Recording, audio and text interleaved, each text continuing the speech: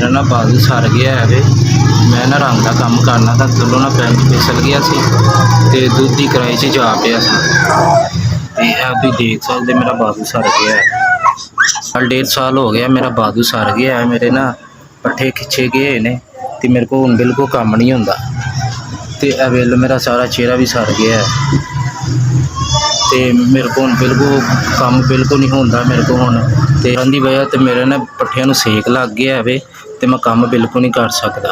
4-5 महीने मैं सड़कों ते सैट बेचदा रहा बच्चियां दे रेडीमेड सैट मैं बच्चियां दे बेचना सा। मैनूं शाम नूं 500-600 रुपया लभ जांदा सी। जिद को मैं माल लेना सा उन्हें मैं बेच के पहले पैसे देना सा, लेकिन हुण बिल्कुल नहीं दिंदा। वो कहंदा पहले पैसे लैके आओ तो फिर मैं तुहानूं माल देआं। उधार नहीं हुण मैं तुहानूं देना, तुसीं नगद नगद सौदा लवो। ते 10-15 दिन हो गए मैं घर वेला बैठा हुआ। इस टाइम मेरे दो बेटियां एक बेटा मेरा। सुबह मैं नाश्ता धारा लिया के बच्चों को फिर खवाया वे किसी को। हालात इस तरह के होए ने ते रात की रोटी जोगे भी नहीं पैसे। सवेर का मेरे मियाँ ने सानू नाश्ता उधार लिया के कराया है। यह टाइम आ गया असी रात का खाना अज तक नहीं खाता। 2 मेरिया धियां, एक मेरा पुत्तर है छोटा जिहा। उठे मेरे बच्चे सो चले ने, थोड़े जे सैट लै दिओ ताकि मेरे बच्चों की रोजी लग जाए। मेरे 8000 रुपया भाई SVS तुहाडा बहुत बहुत शुक्रिया, तहे दिल तो शुक्रिया।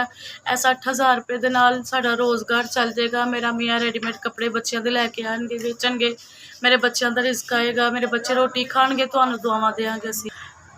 SVS अल्लाह पाक तुहाडे अदारे नूं कामयाब करे, होर तरक्कियां देवे अल्लाह ताला।